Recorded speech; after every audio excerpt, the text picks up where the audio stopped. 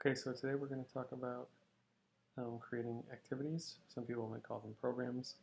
Really, an activity or program is a league, travel team, tournament, anything, any sort of activity or event that you guys want to create that has registration, schedule, standings associated with it. So the first thing to know is just in the administrative area, go to activities, and you'll see the list of any activities that have already been created. Um, the most important thing to know is like once you've created an activity, then you can always copy it. There's a little lightning bolt here that'll take you to edit directly, edit using site filter, so this will let you design the page and create new based on this activity, which is great because this uses the other one as a template and loads all the previous information before. So once you've created, your initial programs or activities, it'll be great because you can just hit create new based on this activity, tweak a few fields, and then you're ready to go. So for now, I'll create one from scratch. So new activity. We'll go through each field on here, field by field. So select the type of activity, and you'll see here these are just what's in there by default. You can add to them by saying you can have travel team in here. Just add anytime. You can add unlimited ones there. And say 2014 travel team sport category. If the sport that you want isn't in there, you can put in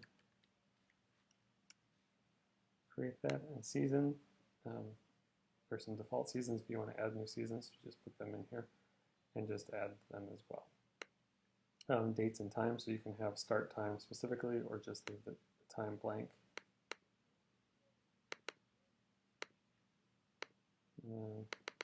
So this is June 30th. A little known feature here is that you can batch create here. So if you wanted to have, 2014 girls travel team, and then add the boys travel team.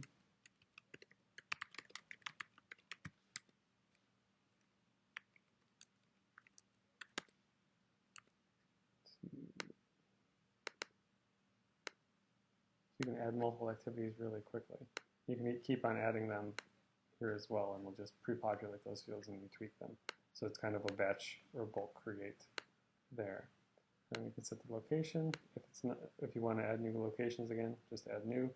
In this field here, you can just put in an address that Google Maps will recognize, and then it can be like 55th Street in the corner of Main Street or something, and Google Maps will know how to find it, and then that'll give people a link to the location if there is one. Registration dates, if you put a registration date in here, it'll start on the date that's in here and it'll close on the date that's here. If you leave them blank, they'll just be open until you manually close it or it sells out. Waivers, so you can have people sign a waiver when they register. Leave it blank if you don't want anyone, if you don't care about waivers, and you can always create new waivers again here. And these are some default registration fields. If you want to keep all of them, you can, or you can deselect. You don't need certain things like mailing address and emergency contact. The form will just not show those fields. And then you can add as many fields as you want here. So if you want to add a text box saying school,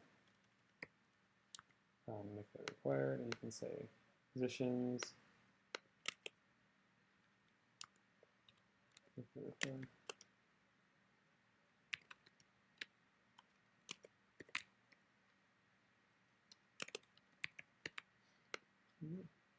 And then enter in descriptions.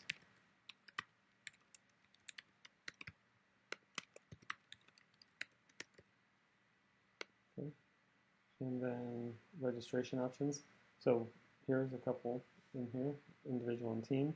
So there's individual, which means, people that you're going to assign to teams usually. That's how most youth programs are.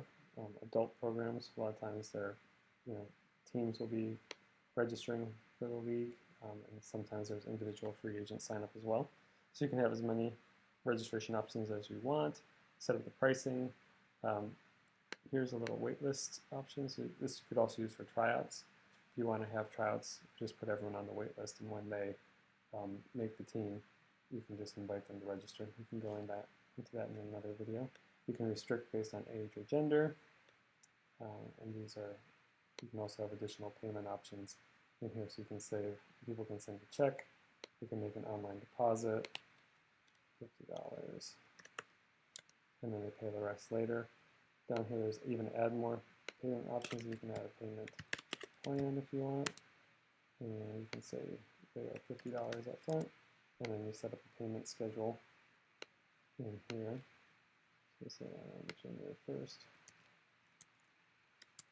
so 50 to 50, and then to $50 as well. Okay. And set up the payment plan. You can add a comment on there as well.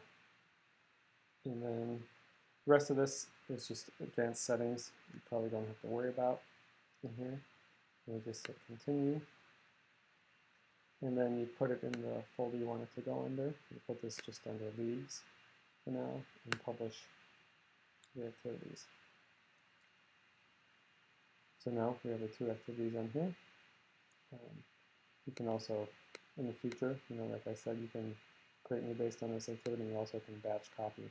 So you can actually copy full seasons if you wanted to, from year to year or season to season, tweaking the dates in that way as well. So just on the site, if I jump back to my site, the front end of that,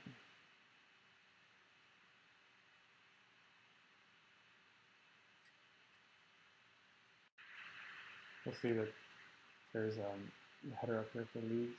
It automatically puts these underneath there because that's where I put those in the folder. So I already have this on my menu, and it pulls in anything that's underneath that.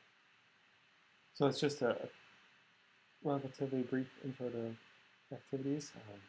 We'll have more specific training for your organization, and also more videos coming soon.